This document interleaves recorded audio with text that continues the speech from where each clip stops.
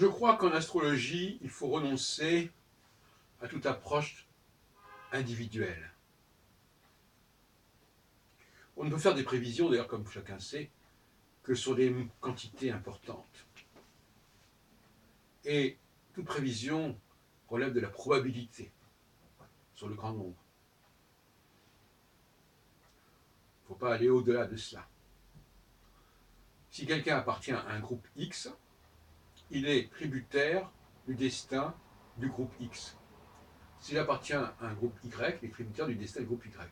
Et les gens qui croient au signe zodiacal, ils sont dans la même démarche épistémologique. Ils savent qu'il faut déjà appartenir à une famille zodiacale pour qu'on puisse dire quelque chose sur eux-mêmes en tant qu'individus, membres de cette famille zodiacale. Sachant que ça n'est valable que globalement, que collectivement, et que ça n'a pas de valeur absolue au niveau individuel. Je crois qu'il faut, au XXIe siècle, passer ce cap. Cela dit, on ne prévoit pas pour une personne, en tout cas, ce n'est pas le rôle de l'astrologie, ça peut être le rôle de la voyance, mais pas de l'astrologie. L'astrologie ne parle pas au niveau individuel, contrairement à ce que croyait Ten Rudyard. L'astrologie nous parle d'un groupe. Bon, maintenant, je n'ai pas dit que j'étais d'accord avec le fait de diviser les gens d'après les signes zodiacaux, je n'ai pas dit cela.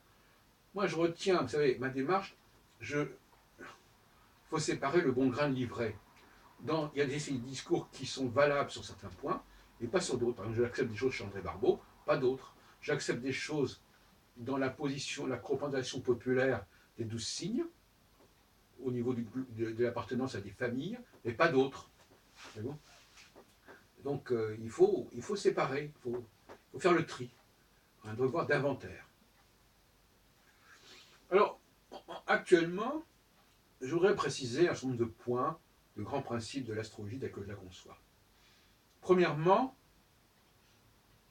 la réalité, ce n'est pas l'union. La réalité, c'est la diversité. L'union n'est pas un point de départ. L'union est un rêve. L'union est une utopie vers laquelle on peut tendre, éventuellement, mais qui ne résiste jamais très longtemps à la réalité. Donc, l'astrologue doit être conscient que les forces centrifuges sont toujours plus fortes que les forces centripètes et qu'elles ont toujours le dernier mot, en quelque sorte, les forces centrifuges. Ce qui est unitaire ne peut le rester qu'à un point d'équilibre très fragile.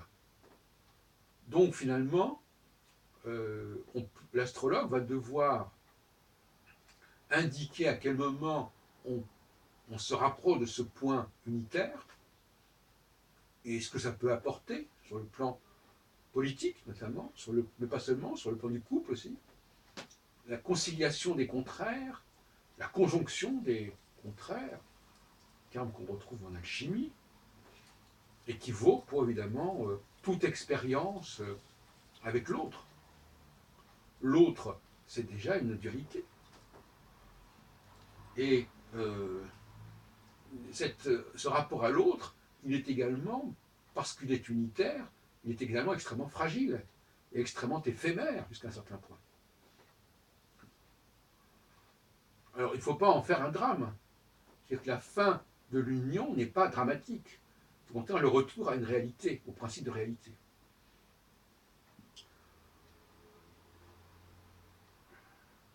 Le principe de l'union, c'est une sorte de déni quelque part.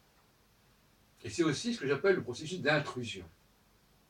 L'intrusion, ça consiste, au nom de l'unité, à s'emparer de l'autre, à pénétrer l'autre, dans tous les sens du terme, à la fois individuel et collectif, et à nier la différence, à ne pas respecter la différence.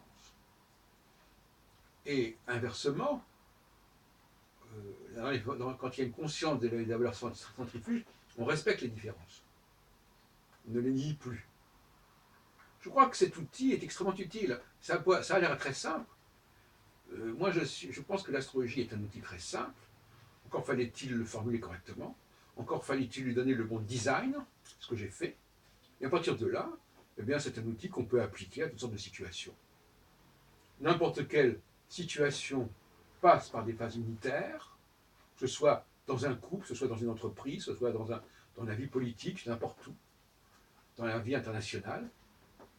Il y a des phases unitaires que l'on peut prévoir, parce que c'est un processus mécanique. Et puis, il y a des phases de dissociation, de dissolution, de démantèlement de ces valeurs unitaires. On passe à ce moment-là de l'unitaire au multiple, c'est-à-dire au pluriel. Voilà. Et là encore, on peut y échapper. Ce n'est pas une fatalité absolue. Pourquoi? Parce que l'astrologie nous parle que de la dimension mécanique des choses, c'est-à-dire la dimension prévisible des choses, mais elle n'a pas le monopole de la condition humaine. La condition humaine peut éventuellement nous réserver des surprises, comporte une part de liberté. Et donc, par conséquent, si l'on peut annoncer en phase de conjonction que les processus unitaires auront lieu, ça ne veut pas dire forcément que lorsque cette conjonction se sépare, se défait, se dénoue, on va avoir la situation opposée. Là, nous sommes dans un processus de liberté. À ce moment-là, il n'y a aucune obligation à ce que ce qui a été uni se désunisse.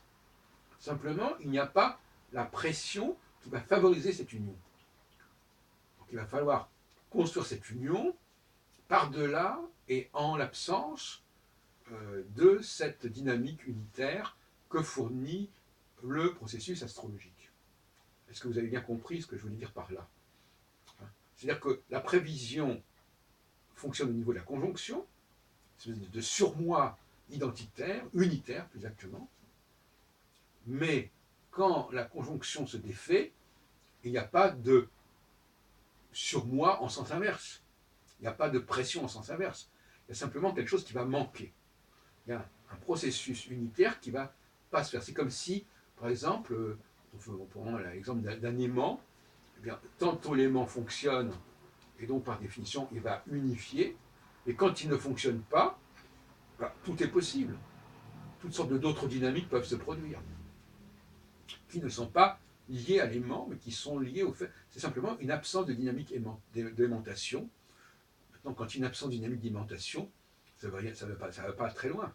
C'est comme si je vous disais, par exemple, la porte est fermée à clé, donc elle est fermée, et puis vous ne fermez pas à clé, ça ne veut pas dire qu'elle va s'ouvrir. Ça veut dire simplement qu'elle n'est pas fermée à clé, c'est-à-dire qu'en fin de compte, tout est possible. On peut la laisser ouverte, on peut la laisser fermée. Alors que lorsqu'elle est fermée, elle est fermée. Eh bien, la conjonction, c'est la fermeture de quelque chose. Maintenant, vous enlevez, vous laissez la porte, non pas ouverte, vous la laissez, vous ne la fermez pas à clé, et donc tout est possible. On peut laisser la porte ouverte, on peut laisser la porte fermée, on peut l'ouvrir, on peut la fermer. Et on n'est plus dans le prévisible. Voilà. Voilà ce que je voulais vous dire. Et de toute façon, le mot-clé, c'est la statistique. C'est-à-dire qu'en fait, on ne peut faire des prévisions astrologiques que statistiquement, et on ne peut le faire, de préférence, que si l'on a déterminé, mais ça n'est pas de l'astrologie, et là j'insiste sur ce point, l'astrologie ne peut pas fonctionner toute seule. Elle doit s'appliquer à des situations, à des terrains. Donc effectivement, par rapport à un terrain, l'astrologue, on doit lui présenter un certain terrain, un couple, une famille, une entreprise, un pays, une région. Il va analyser les forces qui vont d'union. Il va déterminer à quel moment ces forces d'union vont fonctionner et à quel moment ces forces d'union, en tout cas celles qui dépendent des astres, vont cesser de fonctionner. C'est tout ce qu'il pourra faire. Et c'est déjà énorme parce qu'il n'est pas très difficile, une fois qu'on a l'outil et qu'on a une analyse de la situation, non pas par l'astrologie, mais tout simplement par l'observation que peut faire un sociologue ou un journaliste, eh bien, on voit bien ce qui se passe dans la situation, Et même quand on ne voit pas ce qui se passe, on peut toujours dire, eh bien, voilà, les garanties de maintenir l'union ne sont plus réunies, et donc par conséquent, il faut être d'autant plus vigilant si l'on veut maintenir cette union, et si on ne veut pas la maintenir, eh bien il n'y a qu'à laisser les choses se défaire, elles se déferont sans trop de problèmes.